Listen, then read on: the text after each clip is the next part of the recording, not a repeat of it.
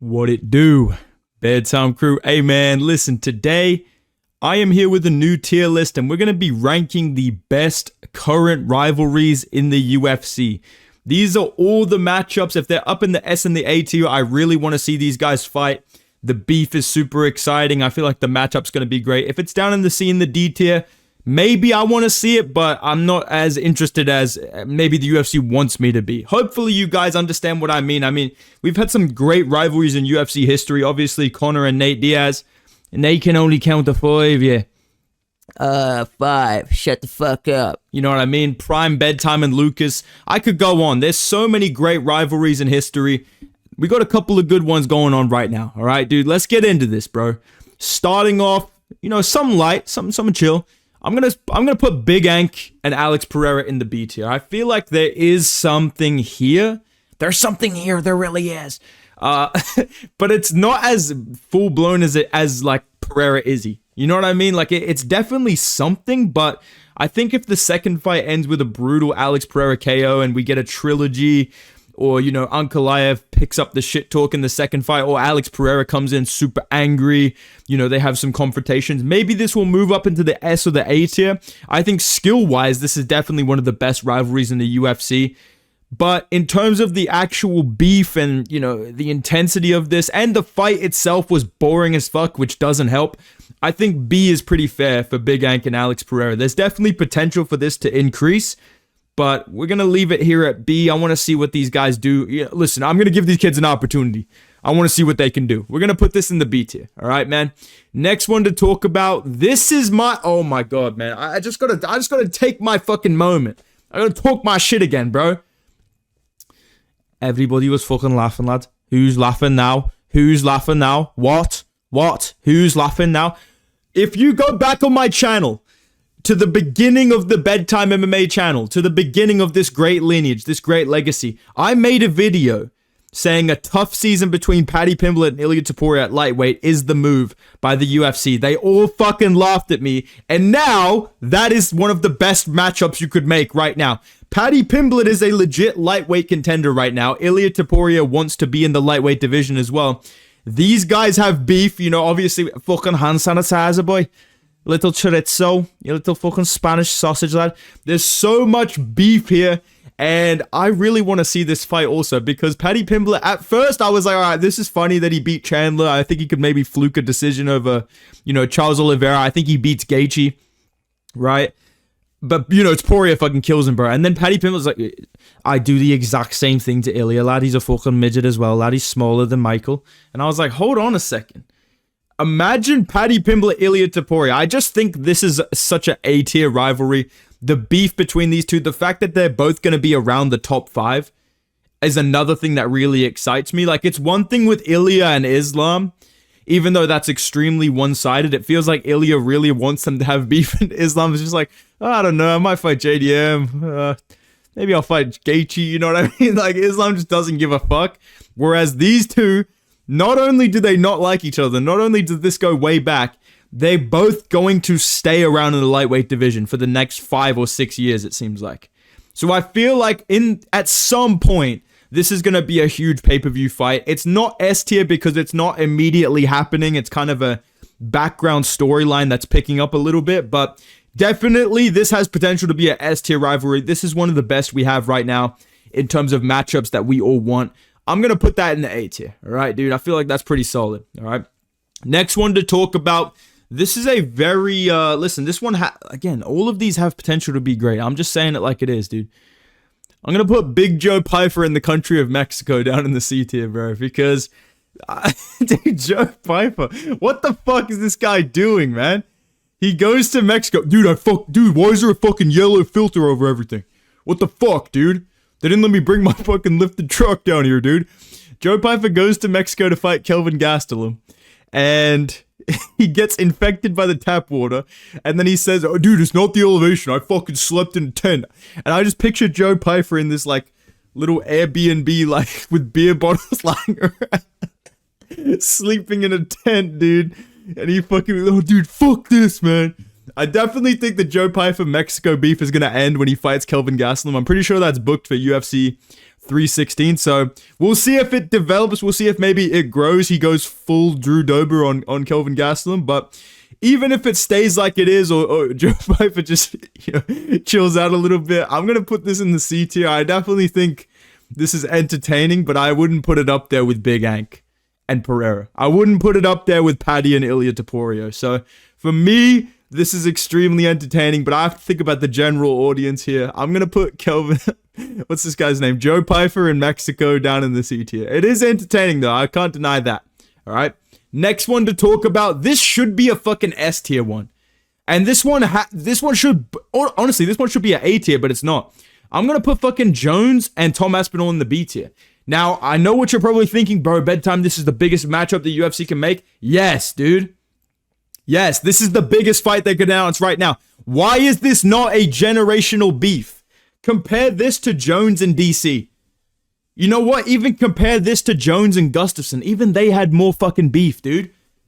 They had more genuine animosity between each other. This build-up is just Jones in silence. And then Tom Aspinall. You know, the thing about John is he's a bloody great fighter. You know, I'm not denying that whatsoever. I just think I'm better than him. That's really what it comes down to. I want John Jones. I think the way to get this to happen, of John Jones and Tom Aspinall and increasing this beef to get maximized pay-per-view deals, I'm trying to think, how do we make this bigger? Tom Aspinall needs to fucking turn heel, dude. Tom Aspinall literally needs to, you know, the thing about Jones is he's a fucking scumbag, you know? I'd absolutely fucking bounce his head off the canvas. That's what I think. You know, I've got no bloody respect for him, you know? And, yeah, you know, I honestly would rather fight Marcin Tybura than this blob. That's what we need from Tom, bro. But in the meantime, he's going to stay respectful. He's going to stay making YouTube videos. Jones is doing God knows what. This is a B tier rivalry. The matchup itself is S tier in terms of how badly I want to see it and how big it is of a fight. There's no denying that, dude. But in terms of the actual rivalry here, this is fucking B tier. This is not as good as it could be. So for me, maybe controversially, I think that's in the same category as Big Ank and Pereira, where it could pick up, but right now it's not as hype as it should be when you look at the actual fight. And the next one is a similar example of that. Mate, JDM, boy, fucking TKO. Bro!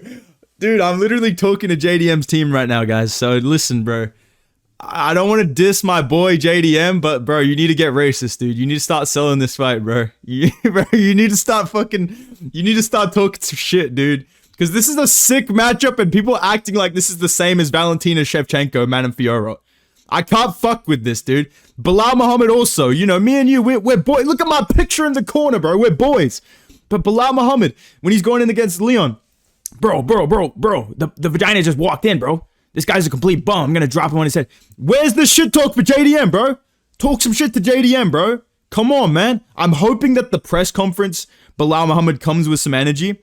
And we could see, like, imagine JDM just turns heel at the press conference. Just, yeah, you know, I just think you're fucking crooked to look at, mate, honestly. Like, I don't know, JDM needs to go heel or something. I don't know what he needs to do, but right now the rivalry is so dead in terms of the energy, in terms of the interest. I don't know what needs to happen with this, but it's not as good as it could be, because the actual stylistic matchup, this is as good as any other title fight you can make right now in terms of how, like, good these fighters are. Bilal Muhammad is the best guy at welterweight right now, and I feel like he's still underrated somehow.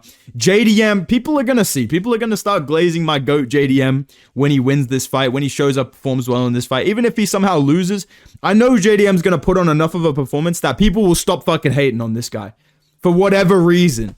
I don't know why we're all suddenly hating on entertaining fucking people, but JDM's goated. Bilal Muhammad's goated. This fight should be a bigger deal than it is. The rivalry is completely non-existent.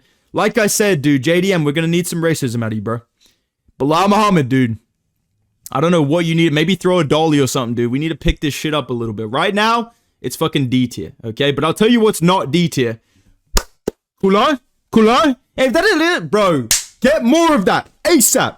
I saw a glimpse of greatness at that UFC 314 press conference. I'm doing like Italian hands right now. I saw a glimpse of greatness. This reminded me of my GOAT Kevin Lee and Michael Chiesa. For those of you that don't ever talk about my fucking mom. That's what it reminded me of, dude. We're going back to the good old days with 314. Let's keep this fucking train rolling. Let's book Yair Rodriguez versus Diego Lopez immediately. The beef here is so fucking good. I talked about this in yesterday's video. I talked about it at probably multiple videos before that. I'm not going to shut up about this until it's booked. The fucking team versus team rivalry, the beef, the fact that these guys are both kind of blockheads as well. This really reminds me of the hype that I had for Chimaev versus Paulo Costa. I'm pretty sure Diego Lopez is going to win this fight, right? I was pretty certain that Chimaev was going to win that fight, but I still wanted to see it. I still wanted to see them on a press conference. I still wanted to see like a forced face-to-face over Zoom like they did for Max and Topuria, bro. Get this shit popping, man. You know what they need to do?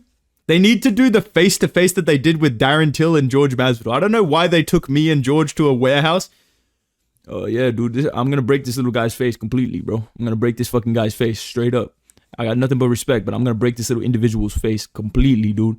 They need to get that shit with Yair and Lopez and someone entertaining to translate between them. Get Michael Bisping on fucking Duolingo. Put him between them, bro. Watch the views roll in. But yeah, listen, bro. All jokes aside, we all know that this is a S-tier rivalry. The beef is next level. The fight matchup itself is extremely entertaining. There's a clear place and time to do this fight. This is the most no-brainer S-tier rivalry right now in the UFC, dude. Okay? And speaking of fucking George, I'm actually not mad at the idea of Leon versus Masvidal. I'd probably pick Masvidal, bro. Dude. Oh my god, man. As a Bilal Muhammad fan, living in the timeline where Leon Edwards is just unanimously getting dunked on by everybody finally. Oh man, thank you to the man above for putting me in this timeline, because there's now genuinely reason to book this guy against Masvidal. And real ones remember. Does anybody have the Wi-Fi password? Does anybody have the Wi-Fi password? Like, dude, we need this fight, bro. We need Leon. Bro, how you gonna beat me, bro? They wouldn't let me get you, bro. You fucking fled the country, bro. You fled the fucking country, bro. I tried to get you, bro. What the fuck, man? Like, bro, like the guy got fled out the arena. We need the beef from 2019. All my unks in the chat, you guys know exactly what I'm talking about. This was the biggest rivalry you could make in like 2019, dude.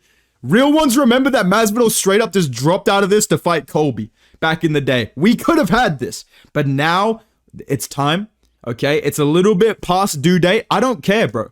I still want to see this, but I know that it's not as big as it was, so I'm going to put it in the C tier. I definitely think there's something here, and I think come fight week, this could be a B or A tier level beef in terms of the interactions, especially with Masvidal. He always brings some excitement to fight week.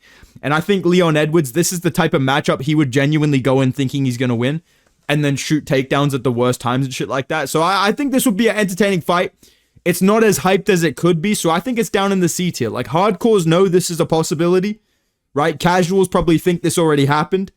And I definitely think there's something here. So I'm going to put it in the C tier. It's a borderline B tier just based on the promise and based on past moments, but it is not on the level of some of these other ones. And another rivalry that I think is A tier level. Obviously, we could have had it already and it got canceled. And it seems like it's not going to happen next, but it should. Please book this, bro. How the fuck have both of these guys fought since that fight got canceled and not against each other? Why the fuck is Kape fighting Asu Almabayev, dude? It should be Kai Kara France versus Manel Kape. That should be next.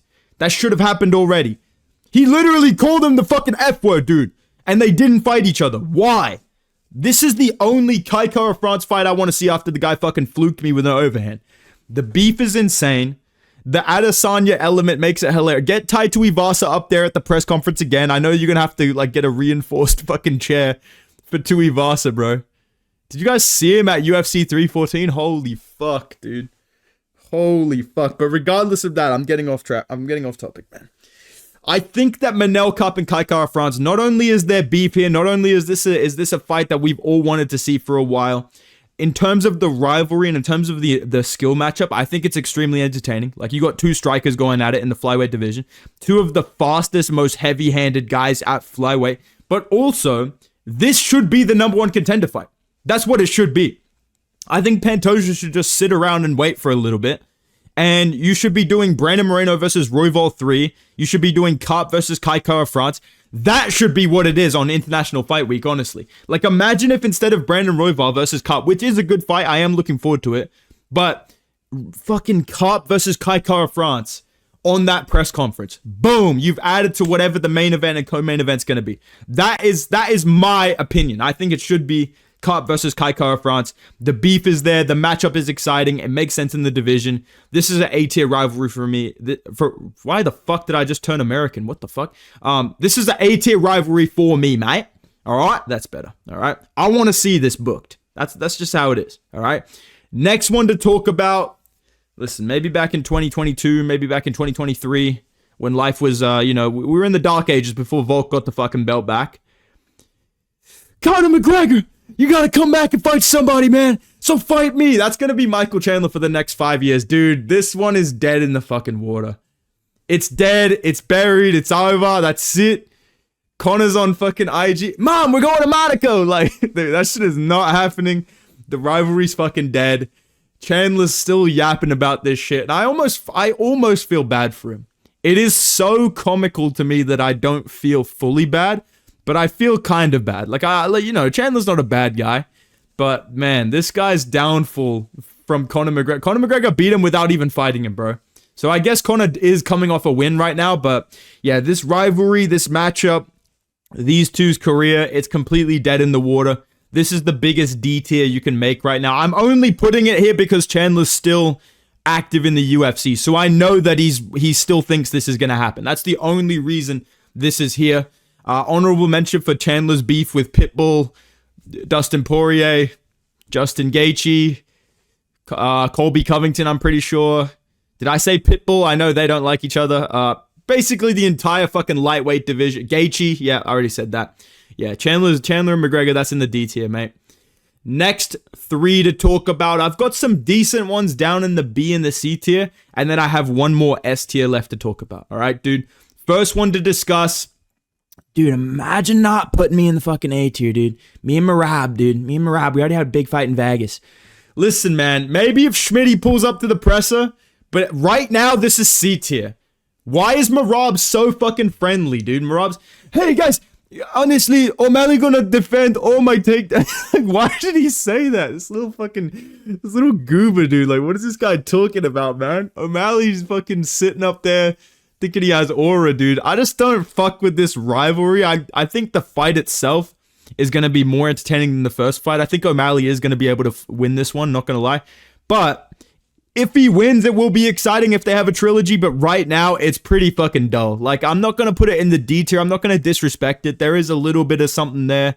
I liked the jacuzzi moment. I think that's pretty cool. That's pretty respectful. I'd love to see Kelvin Gastelum and Joe Pyfer share a jacuzzi maybe when they win. What am I talking about, dude? Regardless of that, I'm just kidding, by the way. That's a joke. Sean O'Malley, Merab, like, the matchup is important. I was one of the people saying this makes sense in the bantamweight division when you look at the other contenders, but in terms of the actual rivalry, it's pretty hard to get hyped about it. It's pretty hard to be like, dude, I really want to see this, man. Oh my God. Or, oh my God, did you see that press conference Sean O'Malley said? Yeah, dude, I'm going to bounce his freaking head off the canvas, dude. You know what I'm saying, dude? Like, it's not really that much to get, like, sink your teeth into. So, for me, O'Malley, Merab, it is important, but I'm going to put that down in the C tier, all right?